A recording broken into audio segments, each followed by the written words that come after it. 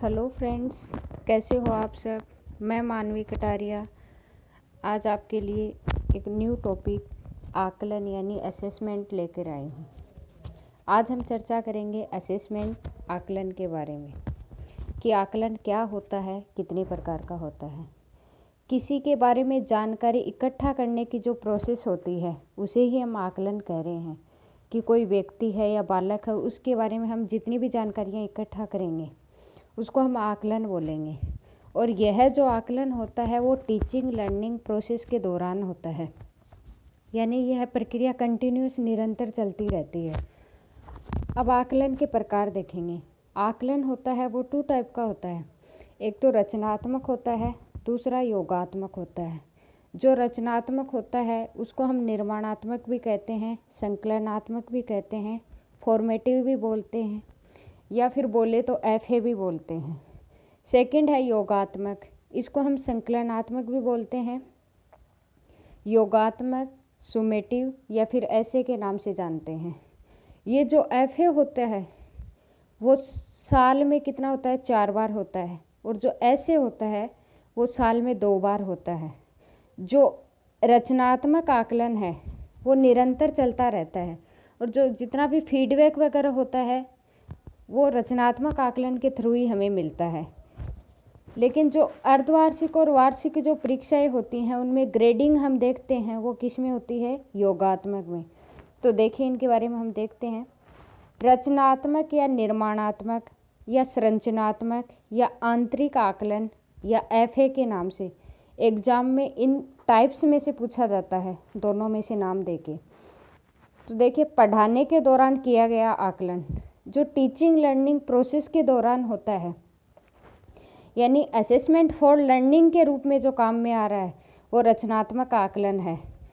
यह बच्चों के बारे में जानने का बेस्ट आकलन है कि कोई बच्चा है, उसकी कमियों के बारे में, उसकी उपलब्धियों के बारे में हमें जानना है तो हमें उसका रचनात्मक आकलन करना होगा, यही उसका बेस्ट तरीका है।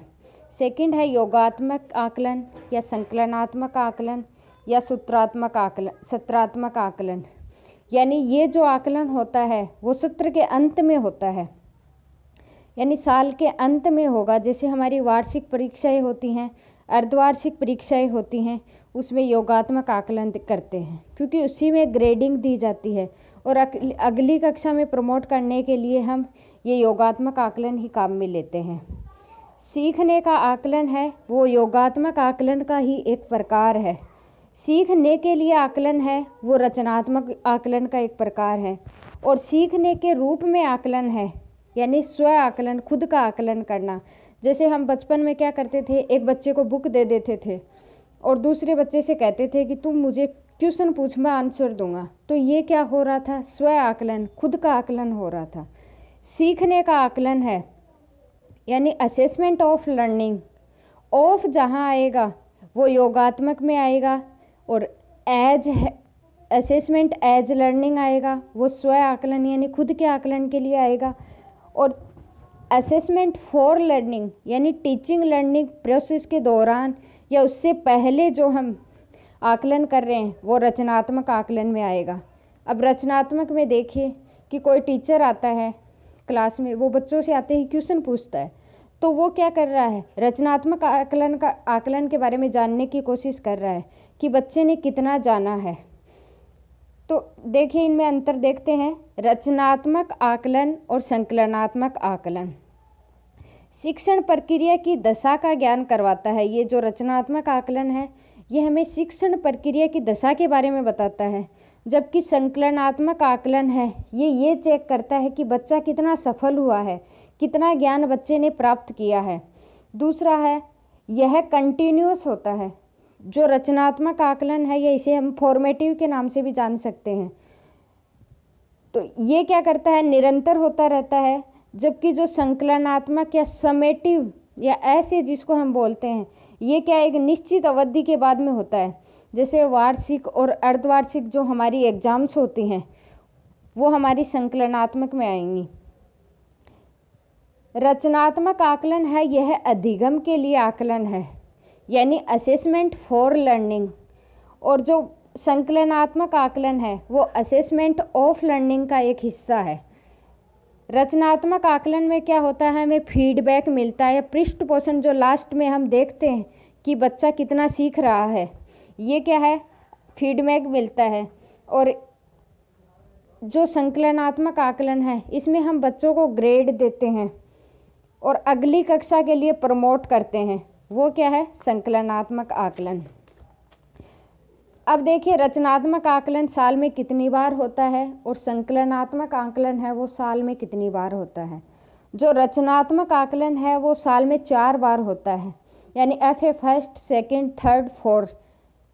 FA यानी फॉर्मेटिव और SA यानी समेटिव। तो फॉर्मेटिव है वो 4 बार होगा और समेटिव है वो 2 बार होगा। फॉर्मेटिव का कुल परसेंट कितना होता है, 40% होता है।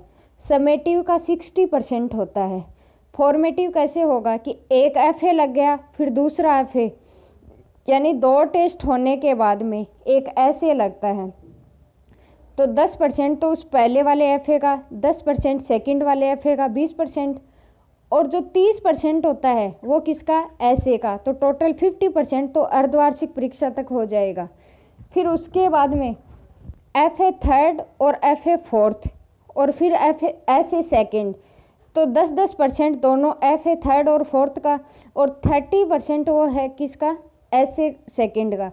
तो इस तरह से 50% किसका हो जाएगा, ये संकलनात्मक आकलन में FA सेकंड का, SA थर्ड सेकंड का।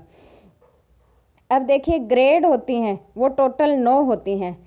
जैसे इनमें 10-10 का अंतर होता है। जैसे A1 है, इसी को हम A+ भी बोल सकते हैं। अगर 91 से 100 के बीच में किसी के नंबर आ रहे हैं तो उसको हम A1 या A+ में काउंट करेंगे।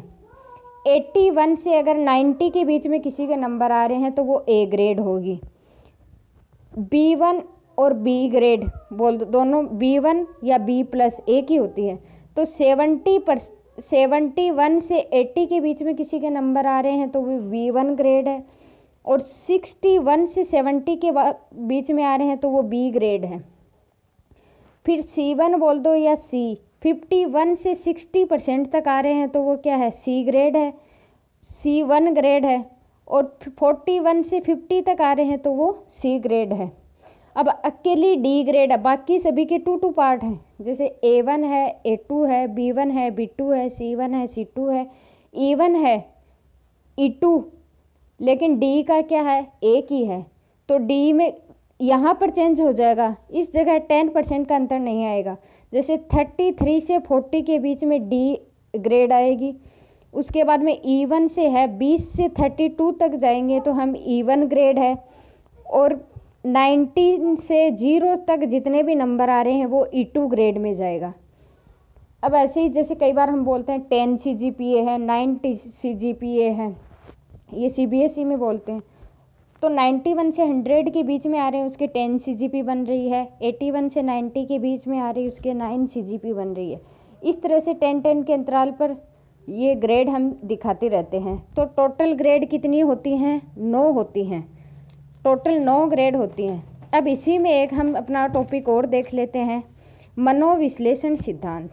ये किसने दिया था, एक सिगमंड फ्राइड थे, ऑस्ट्रिया में वियना में के रहने वाले, जो मनोविश्लेषण सिद्धांत है इन्होंने दिया था। अब इन्होंने मन के 3 प्रकार बताए। एक तो अचेतन मन बताया, एक चेतन मन बताया और एक अर्धचेतन। अचेतन मन होता है वो जन्मजात होता है, चेतन मन होता है वो अर्जित होता है, और अर्धचेतन होता है वो भी अर्जित होता है। अचेतन मन के अंदर हम क्या करेंगे, परमानेंट किसी चीज़ को भूल जाएंगे। जैसे कई बार हमारे साथ में होता है कि हम किसी चीज़ को चाहे कितना ही याद कर लो, कितना ही जोर दे लो, लेकिन वो चीज़ याद नहीं आती है, क्योंकि वो अनकॉन्शियस माइंड में चली गई है, वो अचेतन मन में चली गई है, अब कभी याद नहीं आएगी। दूसरी है चेतन मन, ये प्रेजेंट के विचारों से संबंधित होती है। जैसे प्रेजेंट में हम कोई काम कर रहे हैं, भूल गए तो वो याद आ जाता है।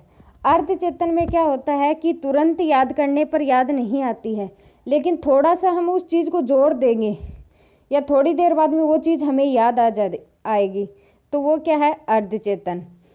अब इस अचेतन मन में इड या इदम होता है, ये क्या है, बाल प्रवृत्ति का होता है, यानी बाल्यावस्था में होता है। जिद्दी, हट्टी, स्वार्थी, लालची, ये हैं, ये इसकी विशेषताएं हैं। दूसरी है सुपर ईगो या पराहम, ये वृद्धावस्था से संबंधित होता है।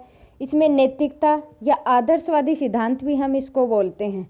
तीसरा है ईगो या अहम, ये हमेशा ईगो, ये सुपर ईगो और इड दोनों के बीच में बैलेंस बनाने का काम करता है। ये किससे, युवावस्था से संबंधित होता है। तो 90% होता है वो इड वाला पार्ट पाया जाता है, अचेतन मन का पार्ट पाया जाता है, और 10% होता है वो चेतन मन का पार्ट पाया जाता है। अब देखिए एग्जाम्पल में, जो ईड वाला होता है वो पशु प्रवृत्ति या राक्षस प्रवृत्ति, बाल, हट, जिद्दी, लालची, स्वार्थी जो भी है,